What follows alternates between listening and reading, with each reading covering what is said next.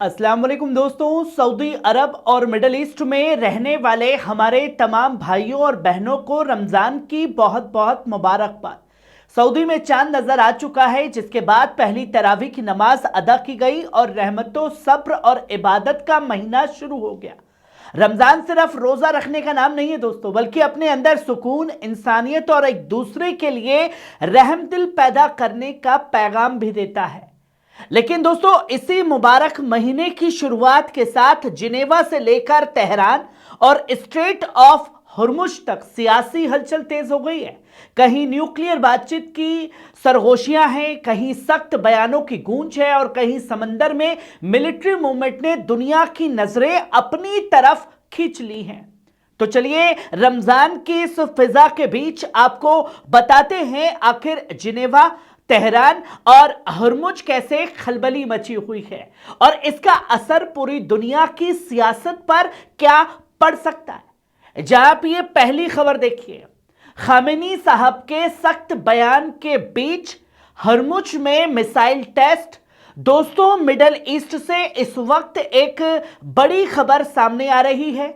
Iran के रहबर ayatollah Ali Khamenei के उस सख्त बयान के बाद, जिसमें उन्होंने कहा कि अमेरिकी एयरक्राफ्ट कैरियर से भी ज्यादा खतरनाक वो हथियार है जो उसे समंदर में डुबो सकता है। उसी के साथ Islamic revolutionary guard corps IRGC ने स्ट्रेट ऑफ हुर्मुज में एक मिसाइल टेस्ट अंजाम दिया।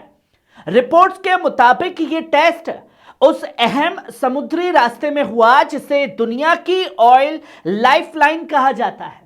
हुर्मुज वही जगह है जहां से रोजाना दर्जनों ऑयल टैंकर गुजरते हैं, इसलिए यहां होने वाली हर मिलिट्री मूवमेंट पर दुनिया की नजरें रहती हैं। दोस्तों, ईरान का कहना है कि यह एक्सरसाइज उसकी डिफेंसिव तैयारी का हिस्सा है और इसका मकसद सिक्योरिटी को मजबूत करना है। लेकिन टाइमिंग बहुत अहम मानी जाती है, क्योंकि दूसरी तरफ अमेरिका ने इलाके में अपने वॉरशिप्स और एयरक्राफ्ट कैरियर की मौजूदगी बढ़ा दी है। खामेनी साहब के बयान को तेहरान का सियासी पैगाम माना जा रहा है, यानी दबाव और धमकियों के बावजूद ईरान पीछे हटने वाला हरगिज नहीं है। वहीं अमेरिका और ईरान के बीच न्यूक्लियर बातचीत भी जारी है, जिससे हालात और ज्यादा नाजुक हो गए हैं। सवाल यही उठ रहा है कि क्या सिर्फ मिलिट्री ड्रिल है या फिर आने वाले बड़े टकराव का एक बड़ा इशारा है। फिलहाल समंदर में मिसाइल टेस्ट और सख्त बयानों ने मिडिल ईस्ट की फिजा और गर्म कर दी है।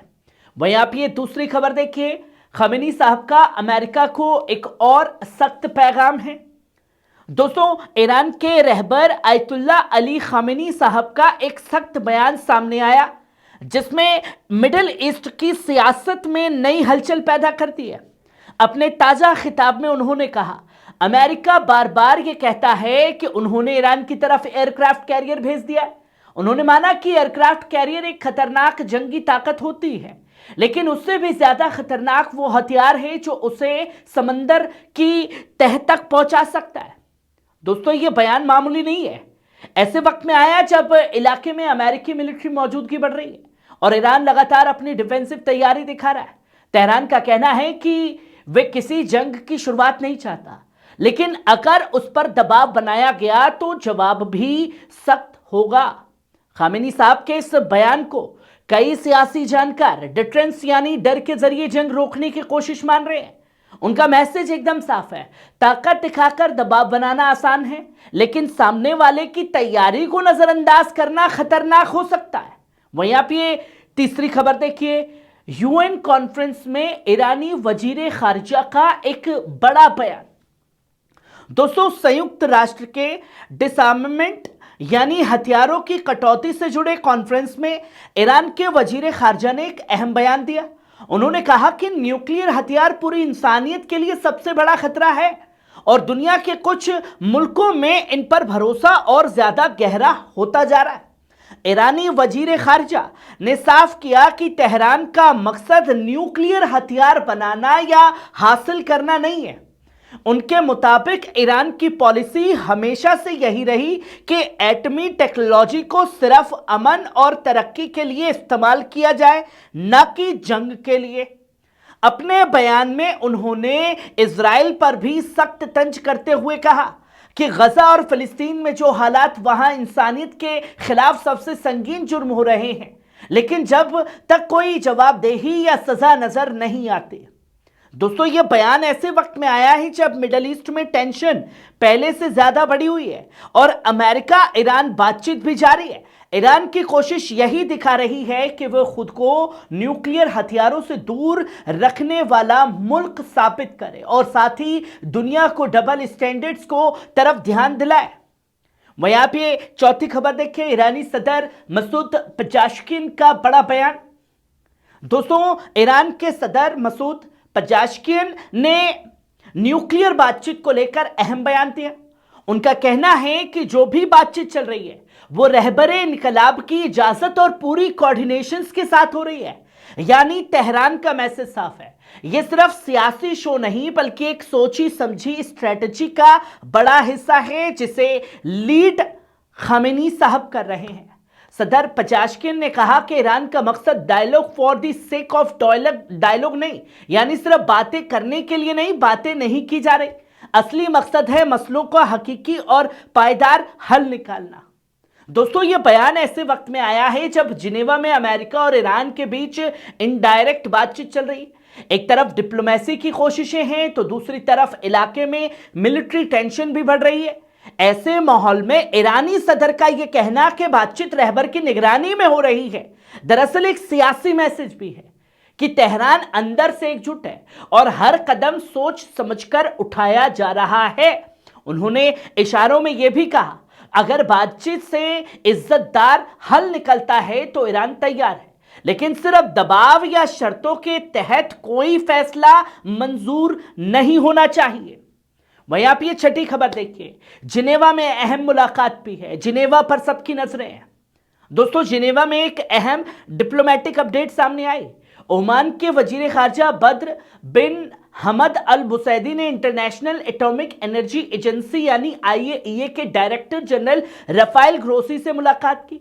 इस मुलाकात में ईरान के न्यूक्लियर फाइल से जुड़े टेक्निकल मसलों और जारी बातचीत पर गहरी चर्चा हुई।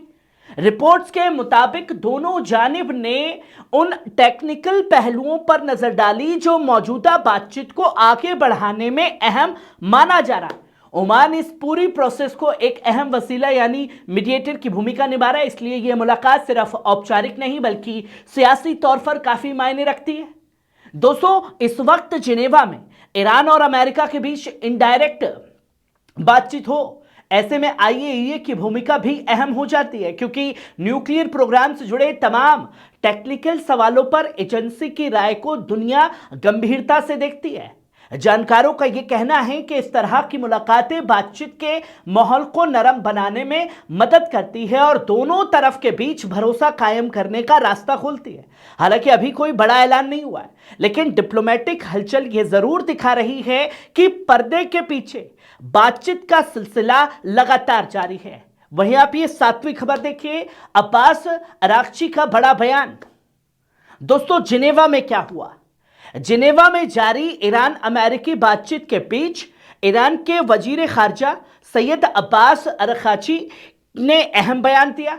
उनका कहना है कि बातचीत के दौरान कुछ बुनियादी उसूलों यानी गाइडलाइंस पर अहम सहमति बननी चाहिए जिनके आधार मुमकिन है समझौते का मसूदा तैयार किया जा सकता है। लेकिन साथ ही उन्होंने साफ किया कि जिनेवा में जो कुछ हुआ इसका मतलब ये नहीं है कि अमेरिका के साथ कोई समझौता जल्द होने वाला है। अरागची ने मुताबिक असली टेक्स्ट यानी समझौते की लिखावट एक मुश्किल और लंबा प्रोसेस है और अभी तक वॉशिंगटन के साथ तीसरे दौर की बातचीत की कोई तारीख तय नहीं हुई है। दोस्तों, इस बयान को तेहरान की तरफ से बैलेंस्ड मैसेज माना जा रहा है। एक तरफ बातचीत को आगे बढ़ाने की कोशिश और दूसरी तरफ जल्दबाजी से इनकार, यानी ईरान दिखाना चाहता है कि वे डिप्लोमेसी के दरवाजे बंद नहीं कर रहा है, लेकिन दबाव में आकर कोई फैसला भी नहीं करेगा और अगर फैसला कोई मानेगा तो उसे डोनाल्ड ट्रंप है।